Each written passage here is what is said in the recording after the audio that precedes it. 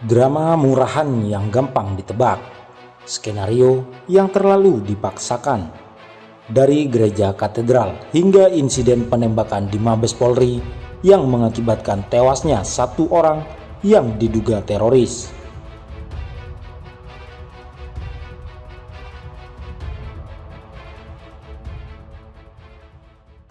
Tiba-tiba ada sesuatu yang justru membuat orang berbalik untuk menganggap bahwa ini semacam skenario yang dipaksakan. Jadi peristiwa ini lalu dianggap skenario yang dipaksakan.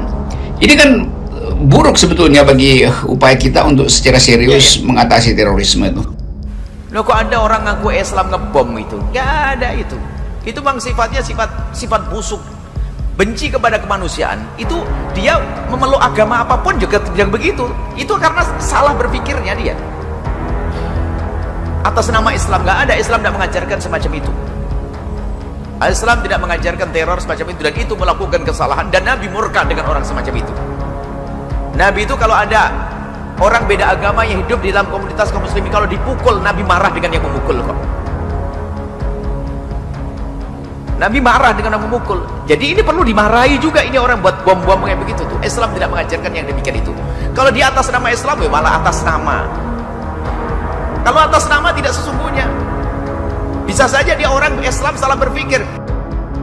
Serangan teror di Mabes Polri ini merupakan tamparan keras bagi aparatur keamanan, khususnya kepolisian, karena dilakukan di jantung dari Komando Keamanan Nasional. Apa metal detektor Tiga. bisa berfungsi atau gimana Pak pada saat peristiwa kemarin? Nah, itu kemarin metal detektor itu berfungsi setelah orang lewat satu langkah, baru dia berbunyi metal detektornya. Ini mungkin ada sedikit kerusakan dari metal detektor di penjagaan bagian belakang, ya.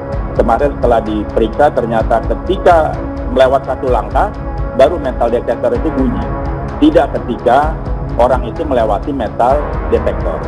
Ini salah satu temuan dari audit dari sistem pengamanan di Mabes Polri kemarin.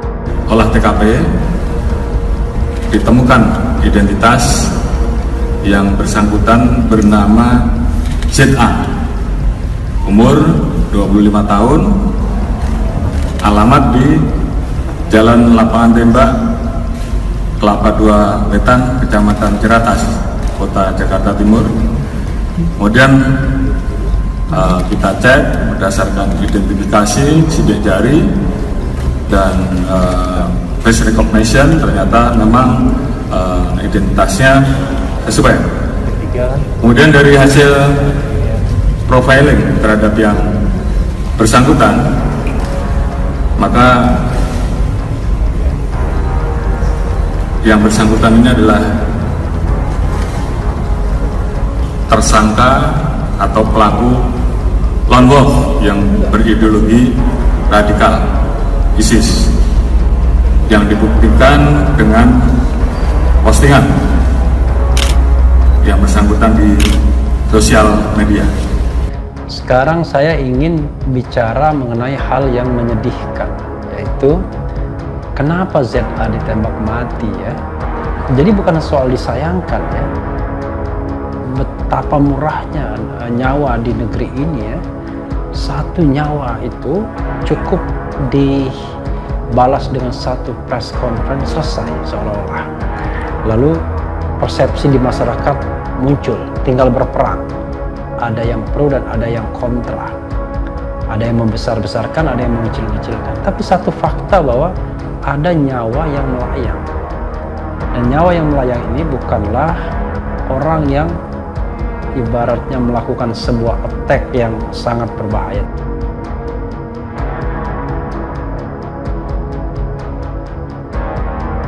Lintas Aktual kini kembali menghadirkan rangkaian informasi peristiwa nasional, politik, hukum, dan sosial. Tentunya dengan sumber berita yang cepat, fakta, dan independen. Tonton video berikut ini hingga selesai agar tidak gagal paham menanggapi fakta dan opini yang kami sajikan.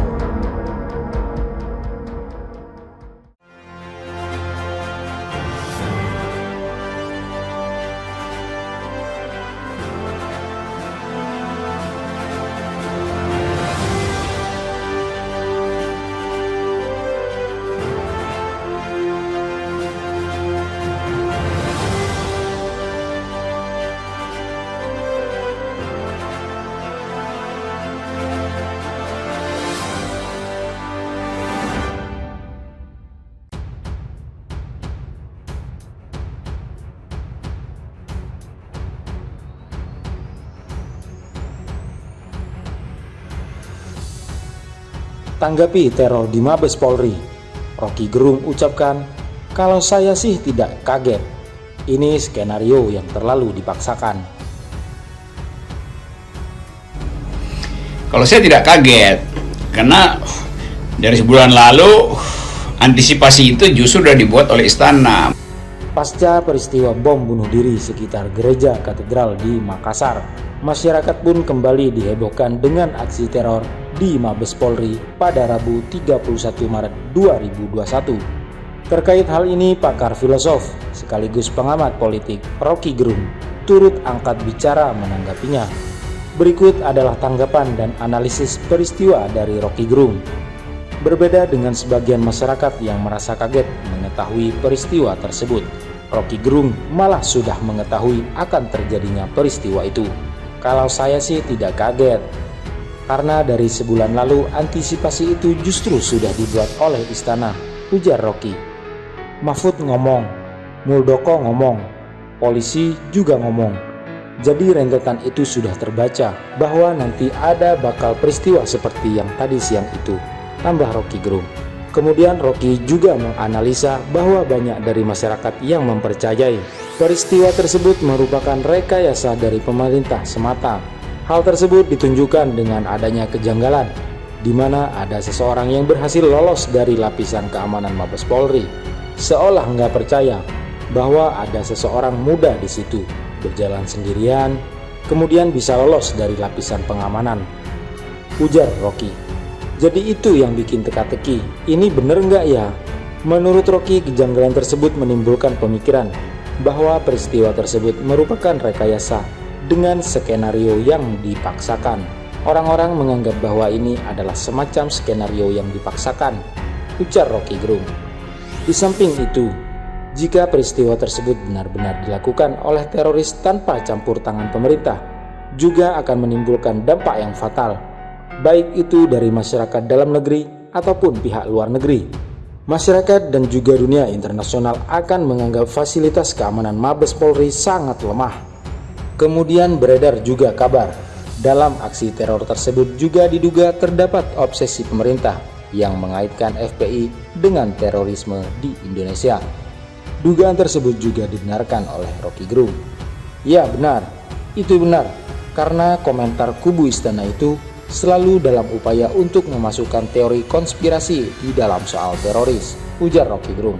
Di samping itu, Rocky juga menyayangkan beberapa media yang mengatakan dalam peristiwa tersebut terjadi tembak-menembak antara pelaku dan polisi. Padahal terlihat dalam rekaman video yang Rocky Gerung tonton, di situ tidak terjadi tembak-menembak, yang ada hanya perempuan yang sedang mengacungkan senjata dan kemudian ditembak oleh polisi. Rocky menilai kepekaan pers terhadap realita yang terjadi mulai hilang. Penyebabnya adalah selalu digaungkan narasi yang tidak sesuai oleh para buzzer pemerintah. Media akhirnya terkena perangkap buzzer karena sudah terhegemoni bahwa kalau ada seseorang berjalan, itu artinya dia teroris. Dia bawa senjata, dia akan menembak. Akhirnya dibalas tembak-menembak, ujar Rocky Gerung. Jadi kalimat tembak-menembak itu sudah ada di kepala bahkan jurnalis pers mainstream lagi. Jadi kepekaan pers juga untuk kembali sense of reality juga hilang, karena narasi itu tidak sesuai kenyataan yang selalu digaungkan, ujar Rocky Gerung menambahkan.